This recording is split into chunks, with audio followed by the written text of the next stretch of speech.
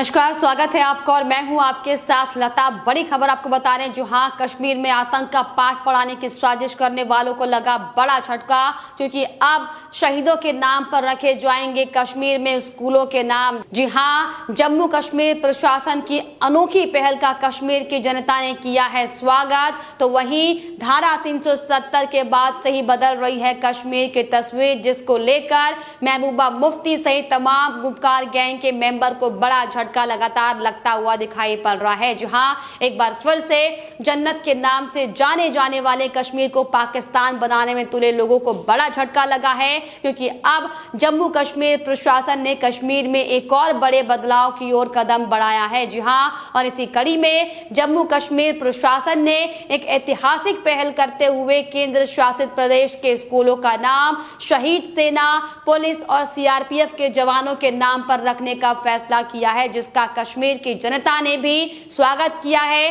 और मोदी सरकार का आभार व्यक्त किया है। जी हां, दरअसल जम्मू संभागीय आयुक्त के कार्यालय से पत्र जारी किया गया है, जिसमें जम्मू, कठुआ, डोडा, पुंछ, रामबन, सांबा, किश्तवाड़ा, राजौरी, उधमपुर और रियासी के उपायुक्त को इसको लेकर जानकारी दी गई है। और पत्र में साफ तौर पर लिखा गया है कि शहीदों के नाम पर रखे जा सकने वाले सभी सरकारी स्कूलों की सूची को अंतिम रूप देने के लिए जिला स्तर पर एक समिति का गठन किया जाए। और इसके अलावा उपायुक्तों को इस सूची को लेकर हालांकि 5 अगस्त तक जम्मू संभागीय आयुक्त कार्यालय को भेजने के आदेश भी दिए गए थे, लेकिन इसको लेकर कुछ जिलों ने पहले ही स्कूलों के नाम दे दिए हैं और अब इन स्कूलों का नाम उन शहीदों के नाम पर रखा जाएगा जिन्होंने राष्ट्र के लिए सर्वोच्च बलिदान जम्मू कश्मीर में देश की सीमा में लड़ते लड़ते दिया है। जी हाँ, जिसको लेकर जम्मू कश्मीर के पूर्व डिप्टी सीएम कविंद्र गुप्ता ने भी इस फैसले का स्वागत किया है।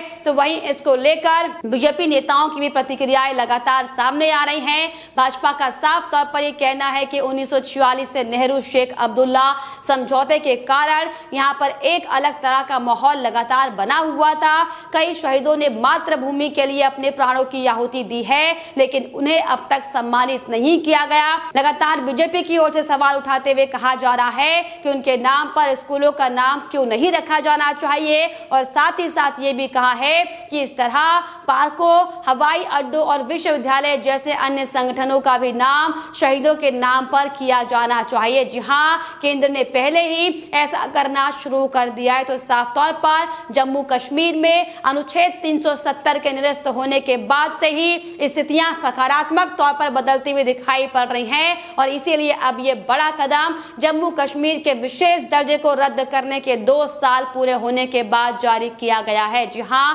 5 अगस्त 2019 को कश्मीर से विशेष राज्य के दर्जे को खत्म किया गया था, जिसके बाद से ही अन्य राज्यों की ही तरह कश्मीर में भी विकास की बगार बहाने को लेकर लगातार केंद्र सरकार की ओर से हर संभव प्रयास किए जा रहे हैं। इसके चलते ये बड़े कारण हैं कि पीडीपी और अन्य दलों में बौखलाहट साफ तौर पर दिखाई पड़ रही है। बौखलाहट का माहौल लगातार जम्मू कश्मीर में नेताओं के चेहरे पर बनता हुआ दिखाई पड़ रहा है। लेकिन आपको बताते चले कि जब से अनुच्छेद 370 को हटाने का काम मोदी सरकार की ओर से किया गया है, तब से पत्थरबाजी की घटनाओं में लगातार कमी देखने को मिली है। अनुच्छेद 370 हटने के बाद पत्थरबाजी, आतंकी घटनाओं में कमी आई है, तो वहीं अलगाववादी की भी जमीन खिसकने लगी है। साल 2018 में कश्मीर में पत्थरबाजी की 1458 घटनाएं सामने आई थी, जिसके बाद 2019 में ये बढ़कर 1999 तक पहुंच चुकी थी। लेकिन जब मोदी सरकार की ओर से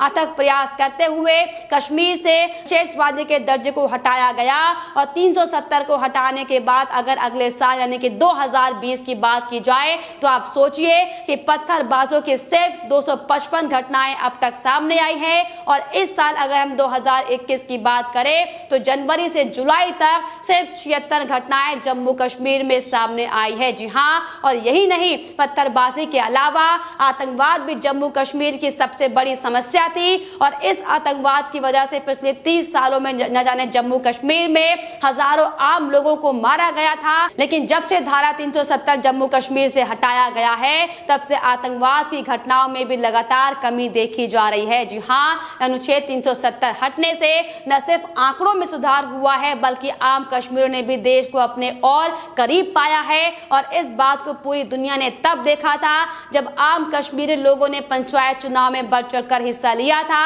और ये साफ तौर पर करारा जवाब देते हुए बताया था इन तमाम पत्थरबाजी नेताओं को कि वो कश्मीर में बुलेट नहीं बल्कि बैलेट के जरिए अपना भविष्य खुद तय करना चाहते हैं। और इसीलिए अब जम्मू कश्मीर की तस्वीर 370 के बाद बदली सी दिखाई पड़ रही है। जी हाँ, दरअसल पिछले कई सालों से कश्मीर में सिर्फ और सिर्फ अलगाववादी नेताओं का राज चलता था, जिन्होंने कश्मीर को पाकिस्तान बनाने में कोई कसर नहीं छोड़ी थी और हाल यहां तक की थे कि खुलेआम हिंदुओं के साथ अत्याचार किया जाता था। जिन बच्चों के हाथों में उस समय किताबें और कलम होनी चाहिए थी तो उस दौरान उनके हाथों में पत्थर और हथियारों को खेलने के लिए दिया जाता था। महिलाएं सिर उठाकर जीना तो छोड़िए, खुद महिला होने का दंश लगातार उनको झेलना पड़ता था। लेकिन अब जब से मोदी सरकार ने धारा 370 को लेकर कश्मीर में मेहरबान हुई है, तब से घाटी की सूरत बदल चुकी है और तस्वीर कुछ ऐसी कि जम्मू से कश्मीर में बच्चों के खिलखिलाने की आवाजें गूंजती हैं।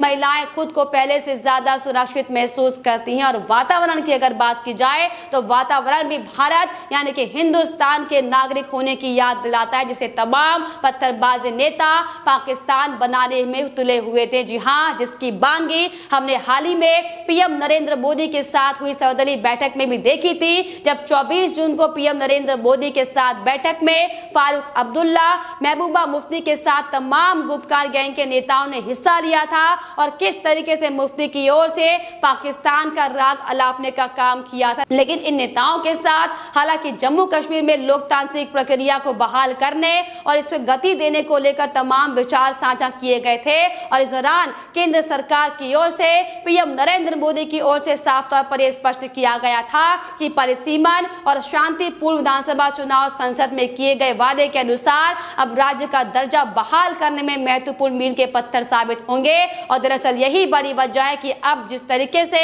जम्मू कश्मीर में एक के बाद एक बड़े फैसले लिए जा रहे हैं, जिनसे लगातार पाकिस्तान से लेकर जम्मू कश्मीर के तमाम वो गुपकार गैंग के नेता जिन्हें धारा 370 को हटाने से दिक्कत है, जिन्हें 35A को हटाने से दिक्कत है, उनकी बौखलाहट सामने आ रही है। क्योंकि अब जिस तरीके से एक और बड़ा फैसला मोदी सरकार की ओर से लिया गया है कि जो जवान अब तक वीर गति को प्राप्त कर चुके हैं, जो जवान जम्मू कश्मीर में पाकिस्तानी और आतंकवादियों से लड़ते लड़ते शहीद हो चुके हैं, उनको अब सम्मान देने का काम किया जाएगा। और जिसको देखते हुए अब जम्मू कश्मीर के स्कूलों में जवानों के नाम पर स्कूल के नाम रखे जाएंगे, ताकि उनसे बच्चे भी ये सीख पाए कि आखिर किस तरीके से शहीदों का सम्मान किया जाता है और कैसे हिंदुस्तान में रहकर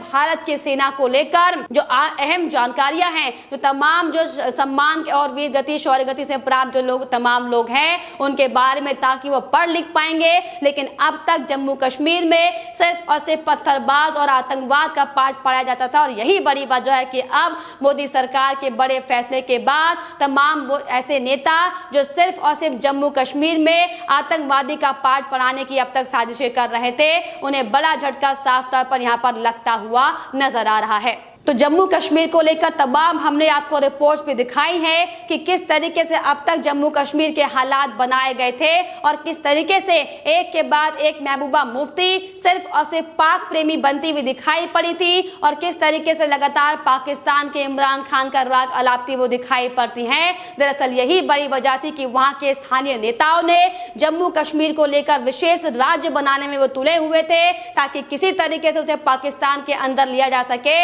और जिस तरीके से जो लगातार उनके मंसूबे अब तक जम्मू कश्मीर में दिखाई पड़े थे उस पर काम कर सके। लेकिन अब आपको बताते चले कि पीएम नरेंद्र मोदी और केंद्रीय गृह मंत्रालय जम्मू कश्मीर को लेकर एकदम एक्टिव मोड पर है और इसीलिए बड़ी वजह है कि लगातार जम्मू कश्मीर में विकास परियोजनाओं पर खास ध्यान दिया जा रहा है, जिसको लेकर हाल ही में अमित शाह ने भी जम्मू कश्मीर का दौरा किया था, जिसमें उन्होंने तमाम बड़े नेताओं के साथ उपराज्यपाल मनोज सिन्हा से भी मुलाकात की थी और जम्मू कश्मीर कश्मीर में किस तरीके से विकास परियोजनाओं को आगे बढ़ाया जाए, कैसे जम्मू कश्मीर के विकास को गति दी जाए और कैसे जो जम्मू कश्मीर में अब तक की जनता प्रताड़ित थी उन्हें जीने का अधिकार दिया जाए, इसको लेकर तमाम कई मुद्दों को लेकर चर्चा की गई थी। और दरअसल यही बड़ी वजह है कि लगातार फारूक अब्दुल्ला से लेकर महबूबा मुफ्ती से लेकर तमाम कांग्रेस पार्टी के नेता फिर चाहे हो उनको बड़ा झटका एक के बाद एक लग रहा है, क्योंकि जिस तरीके से अब तक 70 सालों में सिर्फ और सिर्फ देश की जनता को लूटने का काम किया गया था,